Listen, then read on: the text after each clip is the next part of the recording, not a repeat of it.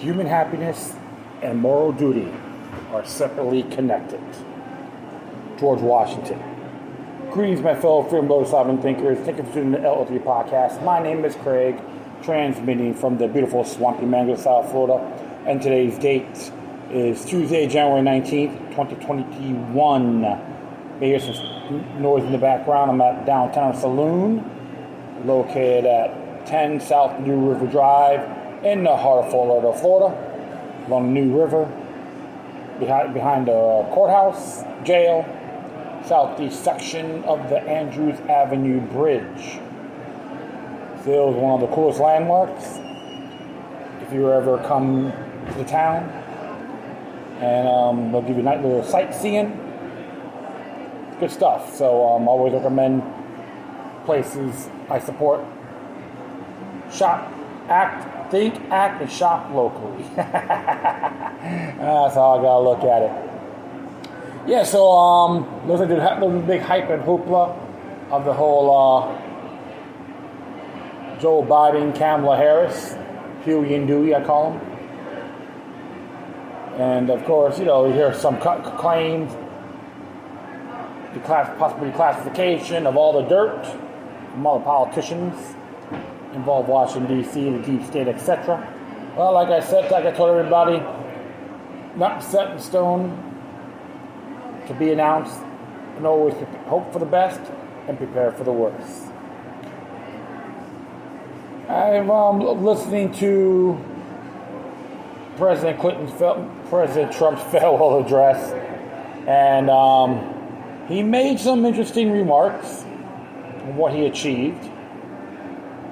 Some of the stuff he achieved, which is I agree with. And there's a few things, he had his faults like everybody else. When he says, the best is yet to come. I think it's an interesting message. Is that if it doesn't happen, the movement still continues.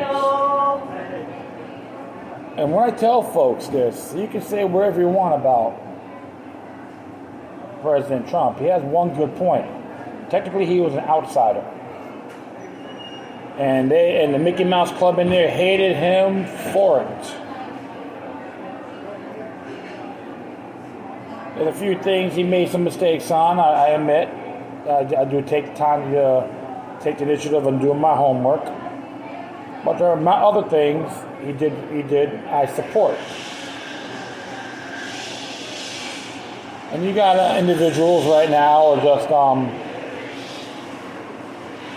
waiting in the wind, I would say.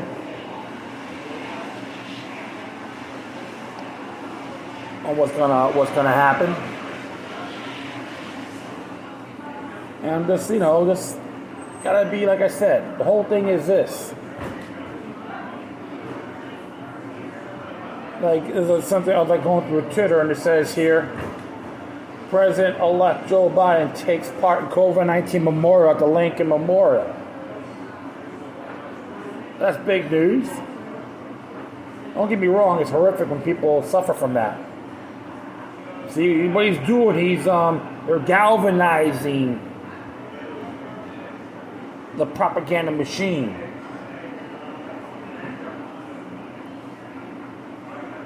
And of course, we're going to talk about Biden focusing on domestic terrorism here. So it's just one of those things I always catches my eye. And of course, Nathan West like my reply.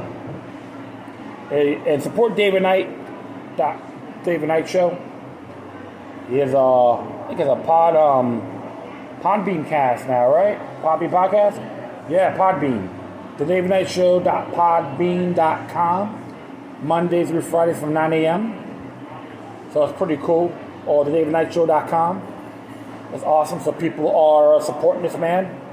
And like I said before, I was very disappointed on him being fired by InfoWars. Very disappointed. And I boldly admit that. There were some controversies on why. And claims of outside interference. Allegedly. If that's the case, you tell those individuals, get out of my office because you're contaminating space. That's all I would have said to people like that. And so of course there's some stuff going on about the whole open up the borders now, the whole Club of Rome propaganda machine. Of course, Patriot Act 2. So, like it says here a couple of hours ago, is what David Knight says on his tweet. Biden extends BNN or EU air travel, declares Mexican border open. So we all know Biden's pro Club of Rome. Caravan of 9,000 unmasked migrants are on the way. He says he will close interstate travel within the U.S. for those not wearing masks.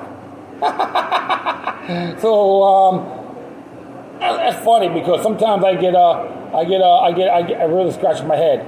And here's interesting. Here he had a good point. I always pay my admiration to David Knight. Who has Trump pardoned? Who else he will pardon? What about Assange?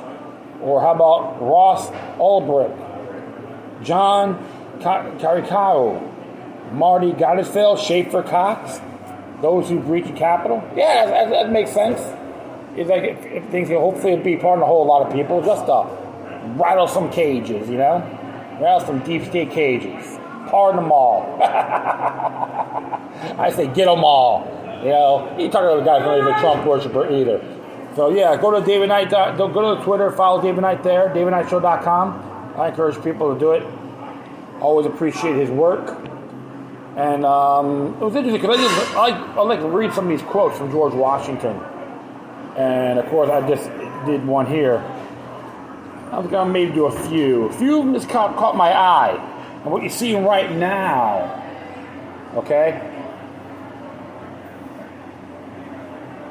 I like this one here. It's better to be alone than in bad company. All right? And I'm going to go a little bit down here.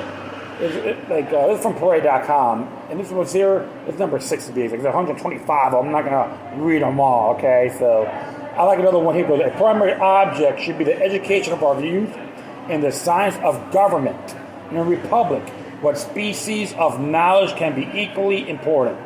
And what duty more pressing than communicating it to those who are to be the future guardians of the liberties of the country? What's happening now? Think about that. What's happening right now?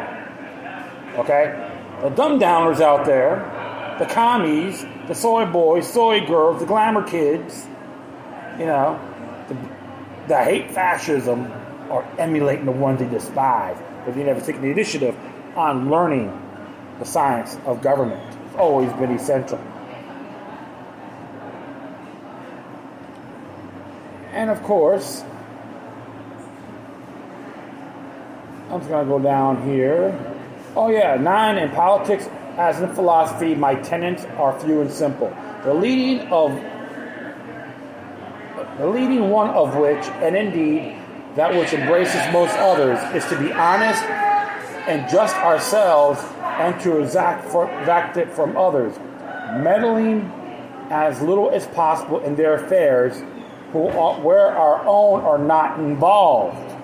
If this maxim was generally adopted, wars would cease, and our swords would soon be converted into reap hooks, and our harvest be more peaceful, abundant, and happy.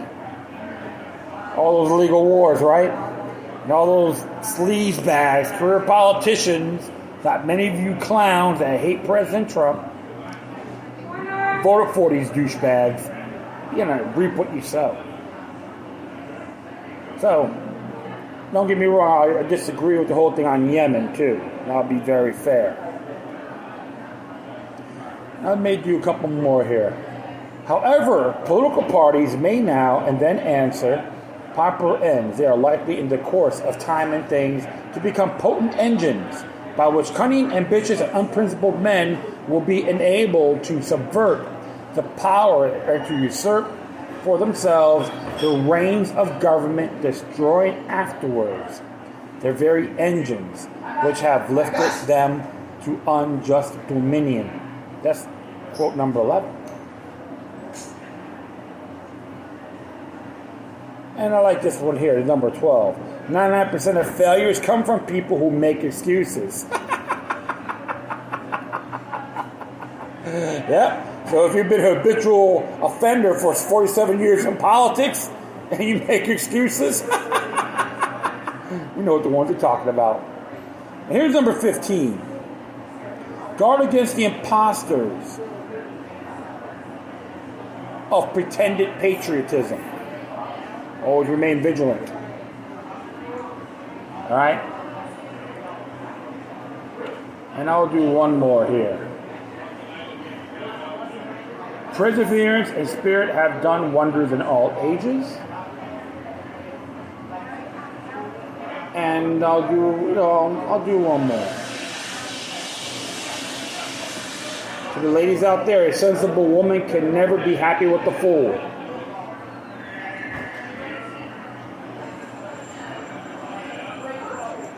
And I'll do... Here's a good one right here. It'll be the last one. Well, I'll do two more, excuse me. 26. The turning point of lives are not the great moments. The crises are often concealed in the currents so trivial, in appearance that they passed unobserved. And I'll do number 28, and that will be it. But I'm going to leave this on my footnotes too, folks, so you can read them. If we desire to avoid insult, we must be able to repel it. If we desire to secure peace, one of the most powerful instruments of our rising prosperity, it must be known that we are at all times ready for war. That'll be 28.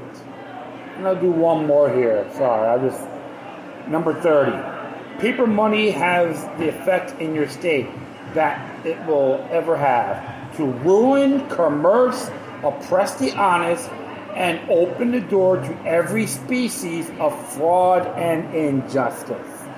Well, could we say central banking, fiat money, fraud and injustice with fiat currency? Want to know on, right? Okay, enough of that.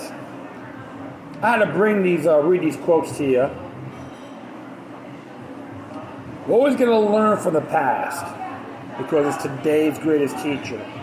And right now you got these public education systems that are trying to deploy things, trickle down on history, American history. It was just an example. It's happening worldwide. And it's very disturbing indeed. You got the alternative history and all that, and they try to use a 1619 propaganda machine. Yeah, it's garbage, folks. Don't worry. I'm no racist. I'm an equal opportunity insulter. So don't even go there. What we're seeing in front of our eyes is the most dubious, corrupt, greatest scandal in U.S. history with the elections. And of course, the people who are researched always believe that presidents are selected rather than elected. I can say that too, Bohemian Grove and all that. But it is so obvious. They want us to accept this garbage. I know right now John Schaefer has turned himself in the FBI office in Indianapolis. He got 6 charges against him. I like when people just try to say he's this and that, but they don't understand why this all occurred. Blowback. People are tired of the propaganda, of the monumental deceptions that are prostitutes, elected prostitutes, that sold their rear ends to the Wall Street, the big banksters, communist China, New World Order, don't matter. They just created nice little cesspool. That's all it is. A demented cesspool. That's what DC stands for. Another one, right? Demented cesspool. Yeah, it is. I believe they can get away because they've been doing it for a long time.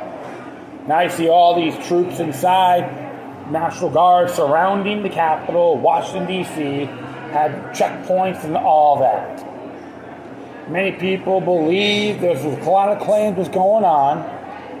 It could be a possible war, a conventional war with the communist China.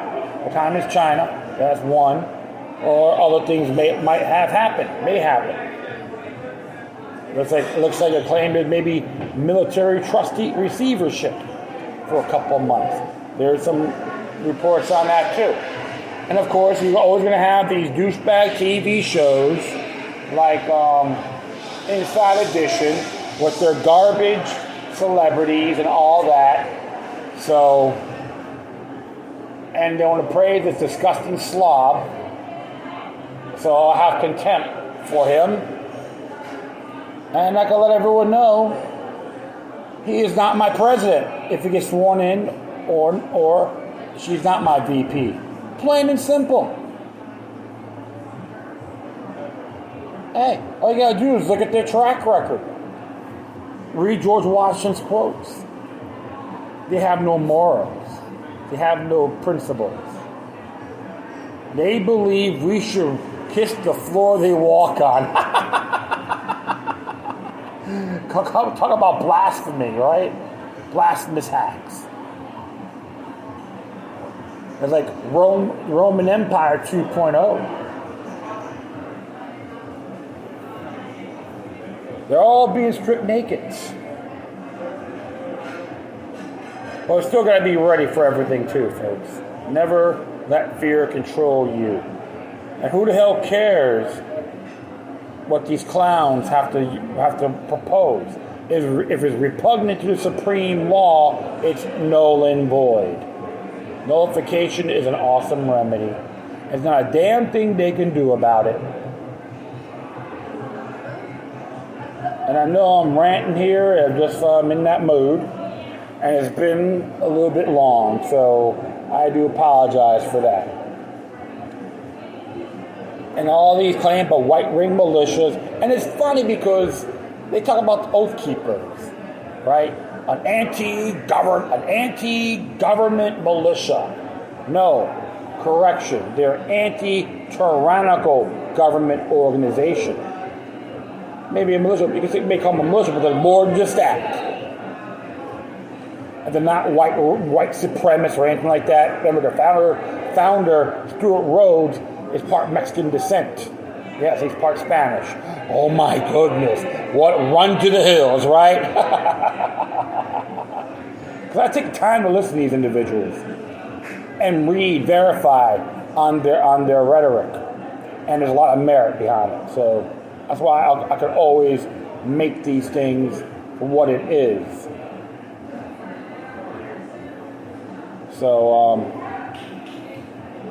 I just like to, just make my little rant here. I know it's, pretty long. But I'm definitely going to leave those quotes here. We'll just get ready for President's Day. On the way, 125 quotes from George Washington.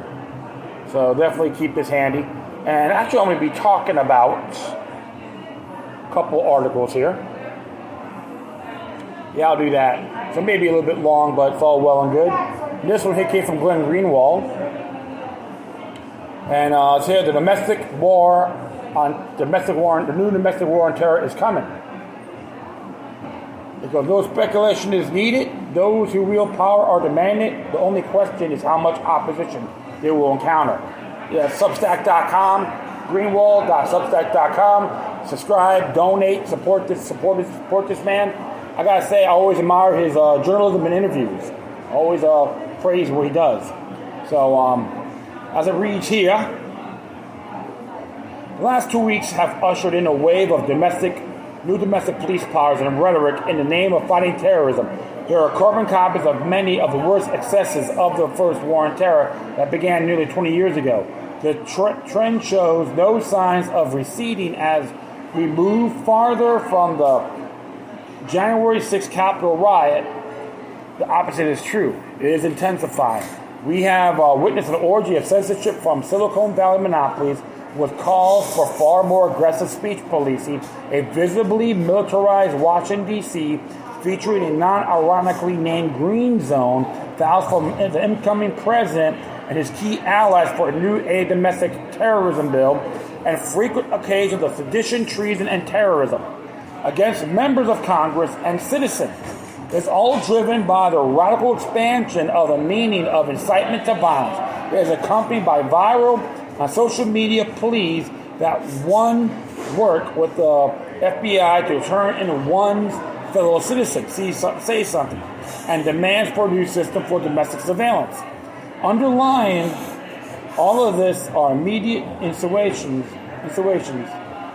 that anyone questioning any of this must, by virtue of these doubts, harbor sympathy for the terrorists and their neo-Nazi white supremacist ideology.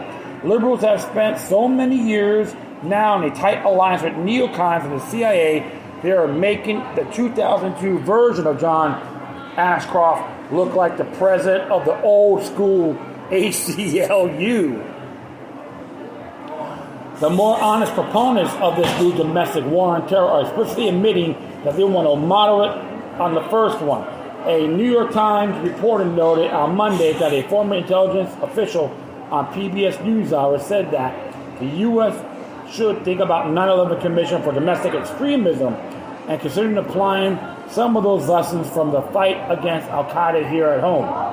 Most amazingly, General Stanley McChrystal, for years head of Joint Special Operations and Command in Iraq and the commander of the war in Afghanistan, explicitly compared that war to this new one, speaking to Yahoo News. This is what he says here. I did see a similar dynamic in the evolution of Al-Qaeda in Iraq, where a whole generation of angry Arab youth, very poor prospects, followed by a powerful leader who promised to take them back in time to a better place, and he led them to embrace an ideology that justified their violence. This is now happening in America. I think we're much further along in this radicalization process and facing a much deeper problem as a country that most Americans realize. Anyone who, despite all this, still harbors lingering doubts that the Capitol riots is and will be a neoliberal 9/11 and that a new war on terror is being implemented in its name need only to watch two short video clips below, which will clear the doubts for good. It's like being catapulted by an unholy time machine back to Paul Wolfowitz's 2002 messaging lab. The first video, flagged by Tom Elliott, is from Monday morning's Morning Joe program on MSNBC. It showed that arguably did more to help Donald Trump become the GOP nominee than any other. It features Jeremy Bash, one who seemingly countless employees of TV news networks who previously worked in Obama's CIA and Pentagon, demanding that in response to the Capitol riot, we reset our entire intelligence approach, including looking at great surveillance on them, adding the FBI is going to have to run confidential sources, see if you detect any differences between what the CIA operatives and neocons were saying in 2002 when demanding the Patriot Act and greater FBI and NSA surveillance, and what this CIA turned NBC News analysis is saying in here. Well, let's check this out.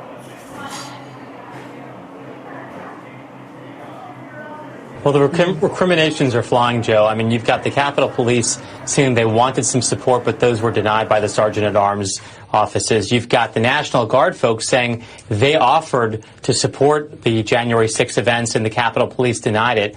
But I think the reality is that what you're seeing, all this activity by the FBI, by law enforcement to go after and arrest people, that's all great, but that's all right of the boom. And in intelligence, you really want to be left of the boom. You want to be way out ahead of the events.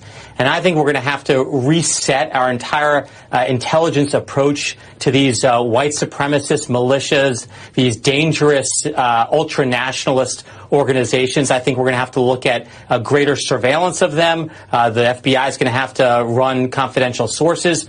We're going to have to penetrate these plots long before they present a violent threat to our democracy if we want to have any hope of stopping these in the future. So, Jeremy, what do we do? What can law enforcement agencies do to make sure that you don't have judges who are sympathetic to the insurrectionists who were sympathetic to sedition against the United States? Interesting indeed, right? I know one thing, folks. J. Edgar Hoover is climaxing in his grave, envying Jeremy Bash for that. Well, I've read a good amount of the booklets on extreme domestic terrorism and extreme terrorism, and I've seen the key targets. It's been planned for a very long time. So it's nothing really new. Now it's all being implemented. I thank those inside whistleblowers, undisclosed whistleblowers, for presenting that to the American people. Because they're going to go after anyone who's considered a domestic terrorist. Anyone that talks about the Bible, New World Order, Second Amendment, talk about militias, sovereign thinkers. I could go on and on and on. Even left wings, even skinheads from all paradigms. That was talked about too in some of those booklets. Okay, those are like facts. And I'm not here to toot my horn or make this up for you folks. This is how far it's going to go. And even people who are anti, or pro states' rights, sovereigns, they'll put them in the same bracket. It goes a lot bigger than the so-called DC rioters. It goes a lot bigger than Trump supporters. Okay? There's one big witch hunting fetish they want to manifest around the country. And I'll continue on here. The second video features the amazing declaration from former Facebook security official Alex Stamos talking to a very concerned CNN host Brian Steller about the need for social media companies to use the same tactics against U.S. citizens that they used to remove ISIS from the internet in collaboration with law enforcement, and that those tactics should be directly aimed at what he called extremist conservative influences. Press freedom are being abused by these actors. The former executive proclaimed Stamos noted how generous he and his comrades have been up until now. We have given a lot of leeway, both in the traditional media and in social media. People with a very broad range of views, but no more. Now it's time to get us all back in the same consensual reality.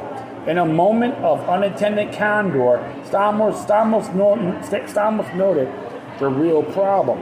There are people on YouTube, for example, that have a larger audience than people on daytime CNN. Well, and it's time for CNN and all the mainstream outlets to seize the property of information dissemination, to which they are divinely entitled by taking away the platforms of those whom people actually want to watch and listen to.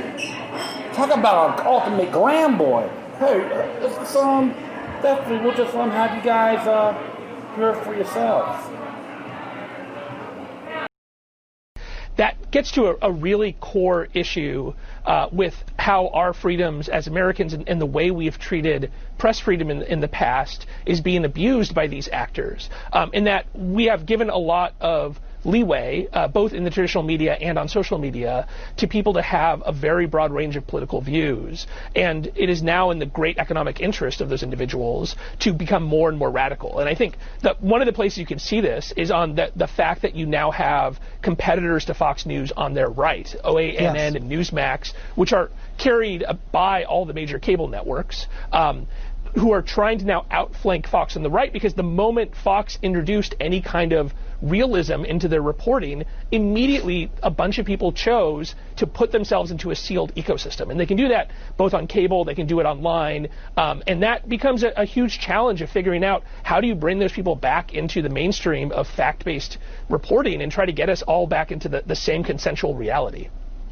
And can you? Is that possible? It's Seems like that's an open question. It's hard. I mean, I think we got to do a couple things. One, there needs to be an intentional work by the social media companies collaborating together to work on violent extremism in the same way they worked on ISIS. When I started at Facebook in 2015, the number one challenge from a content perspective was the abuse of social media by the Islamic State. And there was a collaboration between the tech companies and between the tech companies and law enforcement to make it impossible for them to use the internet to recruit and radicalize mostly young Muslim men at the time around the world. Now we're talking about domestic audience in the United States. And the challenge is going to be partially that, ISIS did not have a domestic constituency in the United States Congress. But there is over half of the Republicans in Congress voted to overturn the election. And there will be a continual political pressure on the companies to not take it seriously. So I think first you have to focus on those violent extremists, and those companies have to be brave in that way. And second, we have to turn down the capability of these conservative influencers to reach these huge audiences. There are people on YouTube, for example, that have a larger audience than daytime CNN. And they are extremely radical and pushing extremely radical views. And so it's up to the Facebooks and YouTubes in particular. He could say he's a proud Orwellian buttboy indeed. When they say bend over, he goes, how far, please? That's right. Another technocratic Uncle Tom. Thank you, Alex Stamos. You inspire me not to be like you. Well, you can watch here. If you're still not convinced, you can, if you can endure it, you can also watch MSNBC Scarborough and Mika Brzezinski literally screaming that one needed remedy to the Capitol riot is that the Biden administration must shut down Facebook, and that is true. And I've seen this, and. It's hilarious. Oh, it looks like she's probably wigging out because probably daughter warned her about the geopolitical world. Actually, he said to all the little said to a lot of his political hacks that the first time in geopolitical history, the world is waking up. So he did warn them on that. And it's funny. I've seen this video. You can see it for yourself. And Mika Brzezinski made a statement about shut down Facebook. I'm like saying this. I made a comment. It was on Next News Network saying, well, it looks like Mika Brzezinski is doing a Pierce Morgan move. She's desperately seeking TV ratings, right? Think about that. Well, that's why I was never too pleased with her, so, because just like her father, another hurricane fornist, and good grief, Kamala Harris doing a cook show, forget about that. I'm just like, you gotta, this time tell them to turn off this confounded TV, I just can't stand it. Well, I'm just gonna keep on going here. Calls for War on Terror sequel, a domestic version complete with surveillance and censorship, are not confined to ratings-deprived cable hosts and ghouls from a security state. The Wall Street Journal reports that Mr. Biden says he has plans to make a priority of passing laws against domestic terrorism, and he has been urged to create a White House post overseeing the fight against ideologically inspired violent extremists and increasing funding to combat them. Meanwhile, Congressman Adam Schiff-for-Brains, of course, Schiff no brains to be exact, not just one of the most dishonest members of Congress, but also the most militaristic and authoritarian, and has had a bill proposed since 2019 to simply amend the existing foreign anti-terrorism bill to allow U.S. government to invoke the exact same powers at home against domestic terrorism. I'm just wondering, did this psychopathic zombie ever serve in the military? That's a good question. I like, he's one of those individuals who wants to go to war. Throw him. Hey, he wants to go after these so-called domestic terrorists. Go have him go on the front line. See how tough this douchebag really is, right? This ungrateful sap. It's like deer staring at the headlights. All right, and it says here, why would such new terrorism laws be needed in a country that already imprisons more of its citizens than any other country in the world as a result of very aggressive set for criminal laws? What acts should be criminalized by new domestic terrorism laws that are not already deemed criminal? They never say almost certainly, because just is true of the first set of new war and terror laws. Their real aim is to criminalize that which should not be criminalized: speech, association, protest, opposition to the new ruling coalition. To answer this question, what needs to be criminalized that is not already a crime scarcely seems to matter. Media and political elites have placed as many Americans as they can, and is a lot, into full-blown fear and panic mode. And then what happens? People are willing to acquiesce to anything claimed necessary to stop that threat, as the first war on terror, still going strong 20 years later, decisively proved. An entire book could and probably should be written on why all this is so concerning for the moment. 2 points are vital to emphasize. First, much of the alarmist and fear-mongering is being driven by deliberate distortion of what it means for speech to incite violence. Bastardizing of this phrase was the basis for President Trump's rush impeachment last week.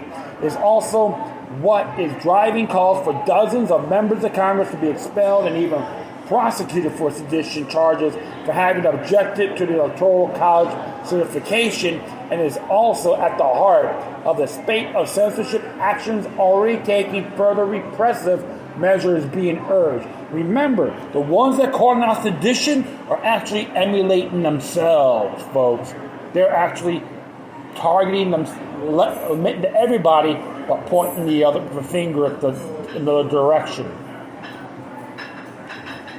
And I'll just go on here. Of course, there's an article about the whole BBC thing, impeach Trump second time. And it says here, this phrase, inciting violence, also what drove many of the worst war and terror abuses. I spent years reporting on numerous young American Muslims who were persecuted under new draconian anti-terrorism laws for uploading anti-U.S. foreign policy YouTube videos or giving rousing anti-American speeches deemed to incite violence and thus provide material support to terrorist groups. The exact theory which Representative Schiff is seeking to import into the new domestic war on terror.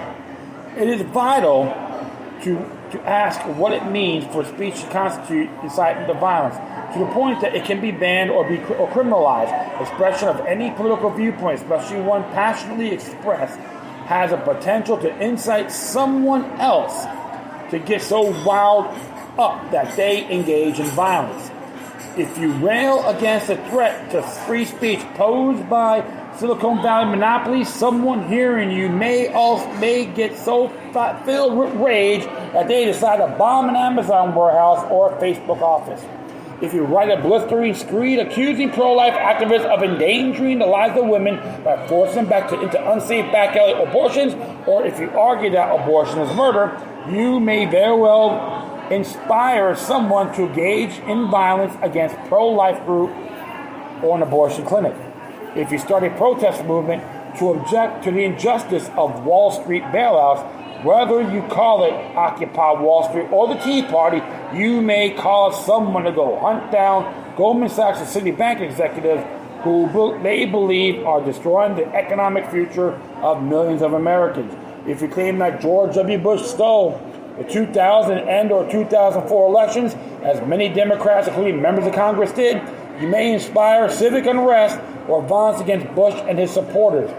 The same is true if you claim the 2016 or 2020 elections were fraudulent or illegitimate. If you rage against the racist brutality of the police, people may go burn down buildings in protest or murder randomly selected police officers whom they have become convinced are agents of a racist genocidal state. Right? Bernie Sanders' campaign volunteers and hardcore Democratic partisan James Hodgson, who went to a softball field in June 2017 to murder Congress members and almost succeeded in fatal shooting. Representative Steve Caselli, Republican from Louisiana, has spent months listening to radical Sanders supporters and participating in Facebook groups with names like "Terminate the Republican Party" and "Trump is a traitor." Hogginson had heard over and over that Republicans were not merely misguided, but were traitors and disgraces to the Republic. As CNN reported, his favorite television shows were listed as Real Time with Bill Maher, Rachel Maddow Show, Democracy Now!, and other left-leaning programs. All the political rhetoric to which he was exposed from pro-Sanders Facebook groups, MSNBC, and left-leaning shows undoubtedly played a major role in triggering the violent assault and decision to murder pro-Trump Republican Congress members. Look at that, the church of remember, you got the Bernie Sanders cult, It's like you got the Trump worshipers, he does no wrong, the Trump haters, and the Bernie Sanders cult too, the worship of the Bernie Sanders, our lords and saviors. Please, folks, don't fall for this. Despite the potential of all those views to motivate others to commit violence, and their name potential that has sometimes been realized, none of the people express those views, no matter how passionately, can be validly characterized as inciting violence either legally or ethically. That is because that the speech is protected, legitimate speech. None of its advocates violence. None of it urges others to commit violence in its name. The fact that may inspire or motivate some mentally unwell person or genuine fanatic to commit violence does not make the person espousing those views and engaging in that nonviolent speech guilty of inciting violence in a meaningful sense. To illustrate this point, I have often cited the crucial and brilliantly reasoned Supreme Court's free speech ruling in Claiborne versus NAACP in the 1960s and 1970s. The state of Mississippi tried to hold NAACP leaders liable on the ground that the fiery speeches urging a boycott of white-owned stores incited their followers to burn down stores and violently attack patrons who did not honor the protest. The state's argument was that the NAACP leaders knew that they were metaphorically pouring gasoline on fire with the inflammatory rhetoric to rile up an angry crowd. But the Supreme Court that rejected that argument explained that free speech will die if people are held responsible for not their own violent acts, but for those committed by others who heard them speak, and were motivated to commit crimes in the name of that cause. Look what he says here. Emphasis added. Civil liability may not be imposed merely because an individual belonged to a group of some members of which committed acts of violence. And such theory fails for the simple reason that there is no evidence apart from the speeches themselves. The NAACP leaders sued by the state authorized or ratified or deeply threatened acts of violence to impose liability without finding the NAACP authorized either actually or apparently or ratified unlawful conduct would impermissibly burden their rights of political association that are protected by the First Amendment. While the state legitimately may impose damages for the consequences of violent conduct, it may not honor compensation for consequences of nonviolent protected activity. Only those losses proximately caused by unlawful conduct may be recovered. The First Amendment similarly restricts the ability of the state to impose liability on the individual solely of an association with another. The Claiborne Court relied upon the iconic First Amendment ruling of Brandenburg versus Ohio, which overturned the criminal conviction of KKK leader who publicly advocated the possibility of violence against politicians. Even explicitly advocating the need or justifiability of violence or potential political ends is protected speech, the ruled court. They carved out a very narrow exception, where such advocacy is directed or inciting or producing imminent lawless action and is likely to incite or produce such action, meaning something is explicitly urging an already assembled mob to specific violence, with the exception that they will do more, less immediately, such as standing outside someone's home and telling the gathered mobs it's time to burn it down. It goes without saying the First Amendment jurisprudence on incitement governs what a state can do when punishing or restricting speech. Not what Congress can do impeaching a president or expelling its own members, and certainly not social media companies seeking to ban people from their platforms. But that does not make these principles of how to understand incitement of violence irrelevant when applied to the other contexts. Indeed, the central reasoning of these cases is vital to preserve everywhere that speech is classified as incitement to violence despite not explicitly advocating violence. It will sweep up any political speech with those wielding this term wish to encompass. No political speech will be safe from this term when interpreted and applied so broadly and carelessly. That is directly relevant to the second point, continuing the process.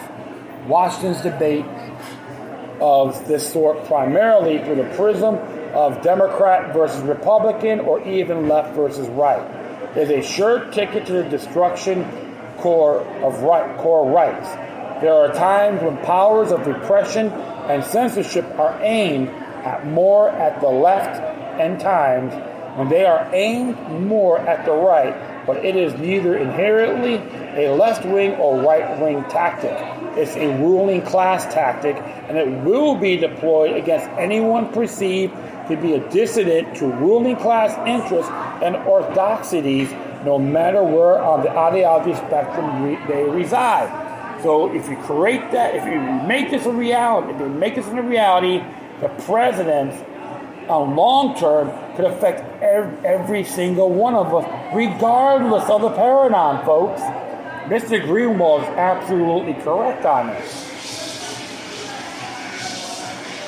The last several months of a politician and journalist demanded Silicon Valley censorship has targeted the right, but to prior that and simultaneously has often targeted those perceived on the left.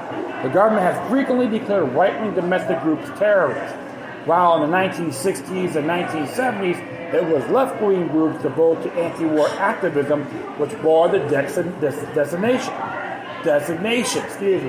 In 2011, British police designated the London version of Occupy Wall Street a terrorist group.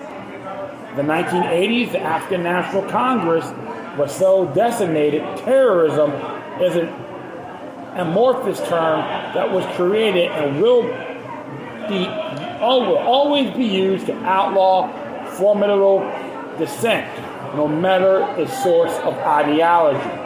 If you identify as a conservative and continue to believe that your primary enemies are ordinary leftists, or you identify as a leftist and you believe your prime enemies are Republican citizens, you will fall perfectly into the trap set for you. It's plain and simple, folks. Divide and conquer. Namely, you will ignore your real enemies, the ones who actually wield power at your expense. Ruling class elites who really do not care about right versus left, and most definitely don't care about Republican versus Democrat, as evidenced by the fact that they fund both parties, but instead care only about one thing: stability, or the preservation of the prevailing neoliberal order. Like the neocons and neolibs are all the same. Yeah, I know it's been a little bit of a stretch here, folks, but I'm almost done here. Unlike so many ordinary citizens addicted to trivial partisan warfare, these ruling class elites know who their real enemies are.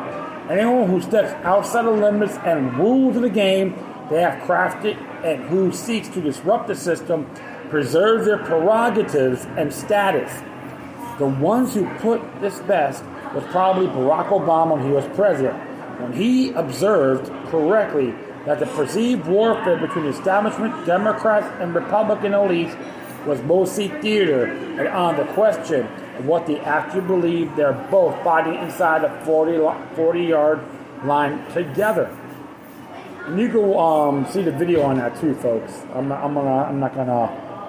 definitely not gonna play it. And it says here, standard Goldman Sachs banker or Silicon Valley executive has far more in common and is far more comfortable with Chuck Schumer, Nancy Pelosi, Mitch McConnell, Mitt Romney, and Paul Ryan than they do the ordinary American citizen. They do, okay, so, except when it means a mildly disruptive presence like Trump. They barely care whether Democrats or Republicans rule various organs of government, or whether people who call themselves liberals or conservatives ascend to power. Some left-wing members of Congress, including Representative Alexandria Ocasio-Cortez and Ilhan Omar, I call it Infidel Ilhan, have said they oppose a new domestic terrorism law. But Democrats will have no trouble forming a majority by partnering with their neocon GOP allies like Liz Cheney, whose father is Darth Vader, Dick Cheney, to get it done, as they did earlier this year to top the withdrawal of troops from Afghanistan and Germany. Neoliberalism and imperialism do not care about the pursuit of fights between the two parties or the cable TV bickering of the day. They do not like the far left or the far right. They do not like extremism of any kind. They do not support the Constitution. They do not support neo-Nazism or some fascist revolution. They care only one thing: disempowering, crushing anyone who dissents from and threatening their hegemony. They care about stopping dissidents. All the weapons they build and institutions they assemble, the FBI, DOJ, CIA, and NSA oligarchical power, exist for that sole and exclusive purpose to fortify their power by rewarding those who accede to their pie ties and crushing those who do not. No matter your views on the threat posed by the international Islamic radicalism, huge excesses were committed in the name of stopping it, or more accurately, the fears it generated were exploited to empower and entrench existing financial and political elites. The authorization to use military force responsible for 20 years and counting of war was approved the House 3 days after the 9/11 attack with just one dissenting vote. The Patriot Act, which radically expanded government surveillance power, were enacted a mere 6 weeks after that attack. Based on the promise that will temporary and sunset 4 years, like wars spawned by 9/11, it is still full in force, virtually never debated any longer, and predictably expanded far beyond how it was originally depicted. First war on terror ended up being wielded primarily on foreign soil, but has increasingly been imported onto domestic soil against Americans. This new war on terror, one that is domestic in the name from start and carries the explicit purpose of fighting extremists and domestic terrorists among American citizens on U.S. soil, presents the whole slew of historically familiar dangers when governments exploiting media-generated fear and dangers arm themselves with the power to control information, debate, opinion, activism, and protest. A little history of FBI secret enemy list of an NPR.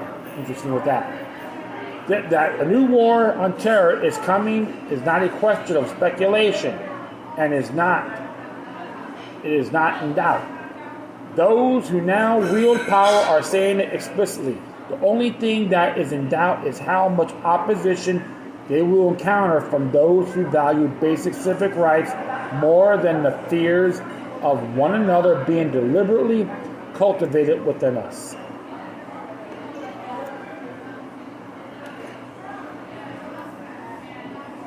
He's absolutely correct. The first time I ever met her. I think the most intriguing thing I told everyone out there a long time ago, the war on terror is a conflagration with its people, against its people, whether it's foreign or domestic.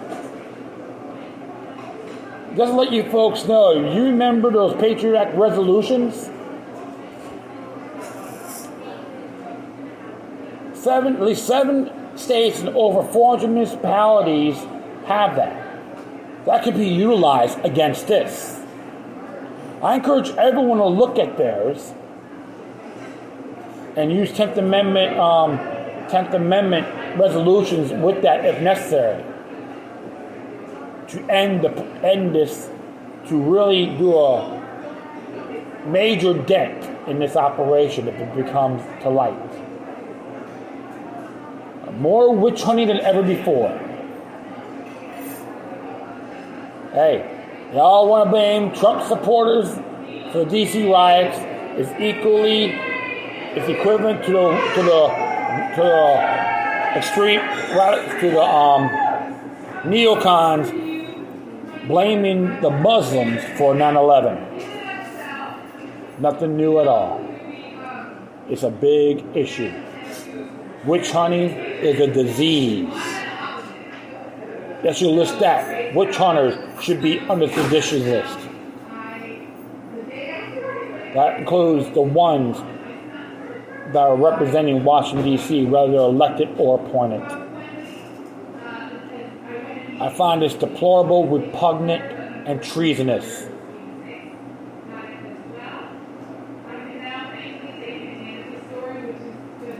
That's all I have to really say on this. That will be it. I thank everyone for listening. Plus, feel free to download and share us if you like your social media network. If you have any questions, comments, and something you want to check out, whatever you do, please send your correspondence to Decorum. Furthermore, I'll leave the footnotes of these articles on my speaker page, including my rant with the George Washington quotes. If you want to contact me, I would prefer everyone hit me at lookyaluck3@protonmail.com. I'm planning to discontinue my Gmail account or just use it to have stuff sent to me. But if you want to do actual contact, use the Proton Mail account. So I'm just going to add that to it, and that will be it for that. And if you want to do a donation, you can hit me at paypal.me or cash.app/lookyaluck3. Support Glenn Greenwald's work or anyone from Substack.com. Because, hey, you got to support free speech in the press, folks. If you don't, if you condemn them, you can be next. End the story. Once again, thank you for your time. Plus, always remember that demoniac resistance is healthy for the soul and can liberate humanity. Until next time, take care of yourselves. Keep on spreading the love. May your guardian spirits be with you.